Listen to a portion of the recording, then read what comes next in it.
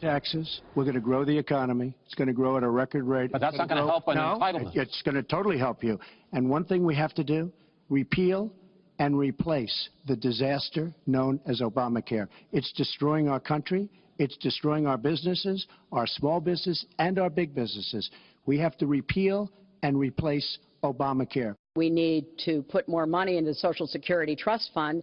That's part of my commitment to raise taxes on the wealthy. I will not cut benefits. I want to enhance benefits for low-income workers and for women who have been disadvantaged by the current Social Security system. Well, the nominee is outlining their plans to deal with the national debt and grow the economy, specifically touching on entitlements like Social Security. We wanted to talk a little bit about the substance of that. Austin Goolsbee is an economic advisor to Hillary Clinton and former chairman of President Obama's Council of Economic Advisors. Peter Navarro is a policy advisor to Donald Trump and economics professor at the University of California. It's great to have you both. So here we're back to some of the central themes, economic growth versus taxes and which is going to work best. Austin, first to you. Hillary Clinton making the argument that she is going to tax the wealthy in part to help pay for some of the missing parts that we have in Social Security and entitlements, to help boost those entitlements for 95% of the people out there. Is that enough? Will the wealthy solve the issue for 95% of Americans? Well, that's just a question about the numbers, and independent budget analysts have said that her numbers do add up, unlike Donald Trump's numbers. I would say that using the high-income taxes that come in from raising those taxes, she's going to do other investments as well. It's not just Social Security. It's about education system and infrastructure. And I think the evidence shows that's a better way to get the economy growing than is to go back to what George Bush did. Peter, what do you think about that? Is taxing the wealthy enough alone to pay, in part, as Austin says, for Social Security to make sure that the system doesn't go bankrupt? Of course not. I mean, what Hillary Clinton promised last night is to try to solve all the problems she's created over the last 23 years. It's ridiculous. Let's look at the two plans.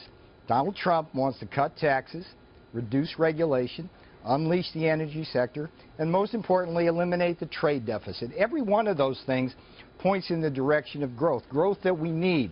Under Hillary and Obama, we've got 1% growth right now, and we're not going to get past that because she is going to raise taxes. That's not going to help growth. She's going to increase regulation. That's not going to help growth. She told the people of Ohio and the rest of this country, the coal miners, she's going to put them out of business. But Peter, electricity prices go up. Chris Wallace interrupted Donald Trump and said that the economic growth in and of itself is not going to solve the issue with entitlement. Is it? Is your argument that economic growth is enough to solve the problem? Here's the thing. The Austin Clinton Beltway mentality is the only way we can survive in America is if you're a Democrat to raise taxes or if you're a Republican is to cut expenses. The third way, the smart way, the Trump way, is to get back to 3.5% growth rate over time. We did that for 5.5 decades from 1947 to 2001.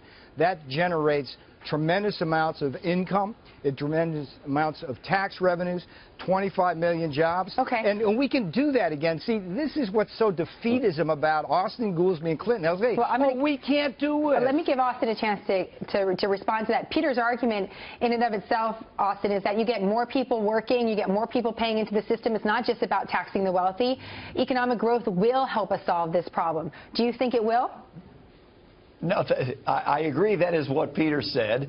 And do they not remember that the same people said that when George Bush proposed exactly those policies and did that, and we didn't get growth?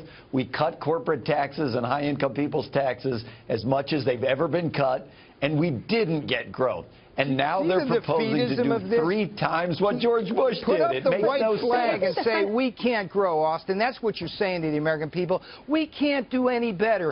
Clinton's going to take us to 1% growth rate.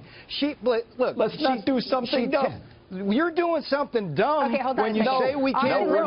You got 1% growth. Here's also one of the fundamental arguments that we have. 2 to 2.5% growth. There is a new normal in the economy. That where we're at right now is the best we can do, or perhaps this is where we're going to be in America from now on. We're not going to see the booms that we've seen in the past. Austin, respond directly to Peter about that. Do you believe that we're in a new normal, and that's why we have to tax the wealthy? The new dismal. No, those two things are not related. Number one, we are the fastest growing of all major economies in the world. Oh, please. Of all the Tell that to leading Peter. developed Peter. economies, we're the fastest growing. Come on. We have had 2 to 2.5% China, growth India, for 6 7 years. and 8%. And please Peter. stop. So, number one, we have been growing modest, not great.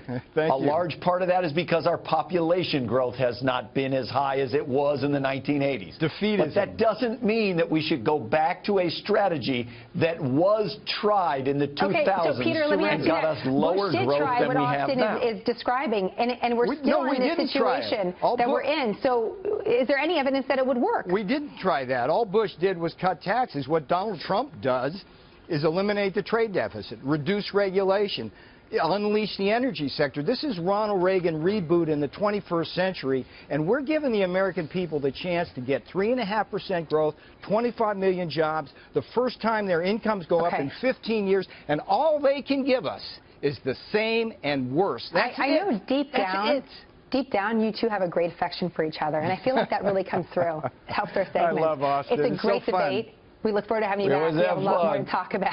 Thank you, Austin and Peter. Be right back with more in a moment.